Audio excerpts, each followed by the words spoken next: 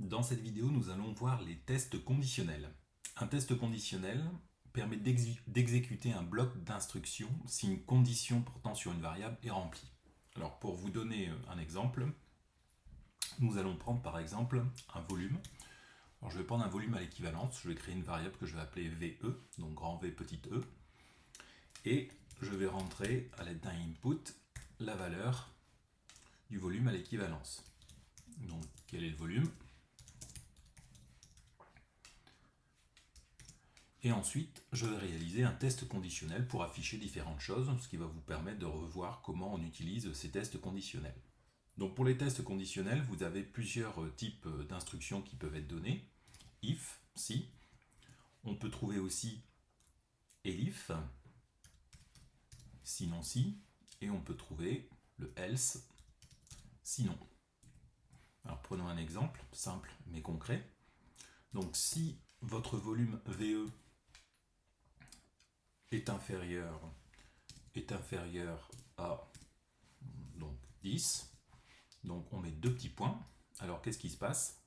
Donc à ce moment-là, on va lui demander d'afficher print que l'on est avant l'équivalence, en supposant que le volume à l'équivalence, ça va être 10. Ensuite,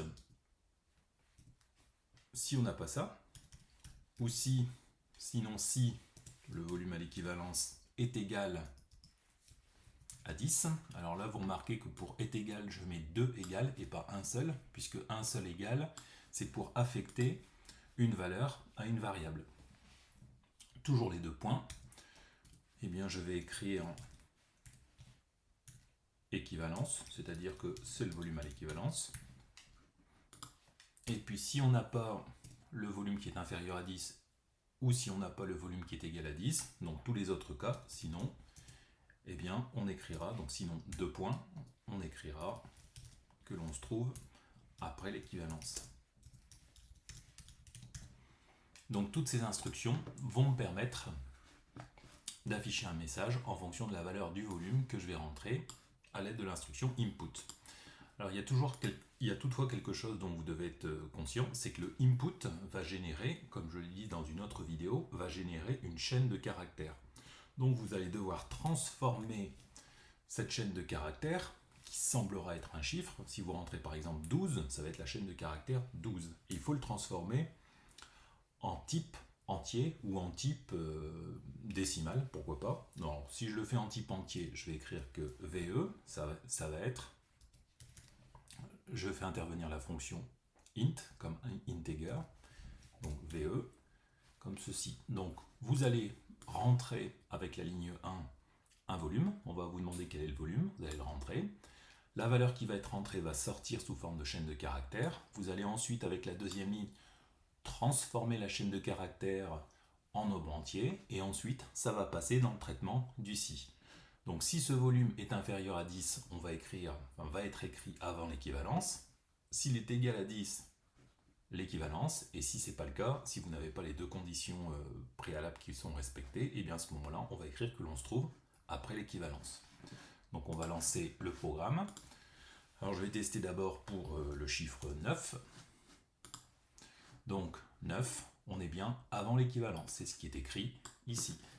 On relance le programme. Si je me place à 10, à ce moment-là, il me dit bien que l'on est à l'équivalence. Et une troisième fois, si je me place à 12, il me dit bien que je suis après l'équivalence.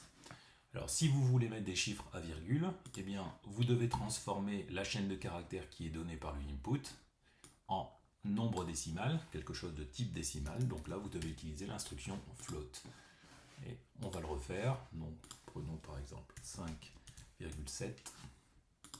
Et à ce moment-là, tout fonctionne correctement. Donc ici, nous avons vu ce qu'étaient les tests conditionnels. Alors en passant, on peut revoir l'utilisation du input et du float, et on peut voir aussi tous ces petits signes. Donc ici, on a utilisé le signe inférieur, on peut utiliser le signe supérieur, on peut utiliser aussi le signe inférieur ou égal. Donc à ce moment-là, vous allez avoir ce signe qui est utilisé. Si c'est supérieur, façon traditionnelle. Supérieur ou égal, vous rajoutez un égal. Alors rappelez-vous aussi que si c'est différent de, vous devez mettre un point d'exclamation et un égal. Donc ça, c'est une petite subtilité. Et ensuite, vous pouvez aussi combiner des instructions. Par exemple, ici, si le volume est inférieur à 10, et puis supposons ou est égal à 10, donc on peut utiliser OR, donc VE égale à 10.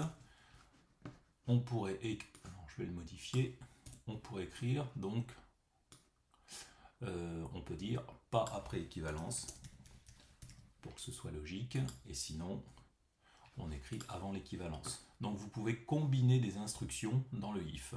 Alors exécutons. Donc ici on va placer 7. Donc vous voyez, on n'est pas après l'équivalence. Et si par exemple je l'exécute et je rentre 10, eh bien on n'est pas après l'équivalence non plus. Donc vous pouvez combiner des petites instructions. Donc vous avez le OR, donc le OU qui existe, le AND, le ET, le IN, le DAN qui peut exister, ou le NOT IN qui peut aussi exister. Voilà, donc là nous avons fait le tour de tout ce qu'on peut faire avec des tests conditionnels.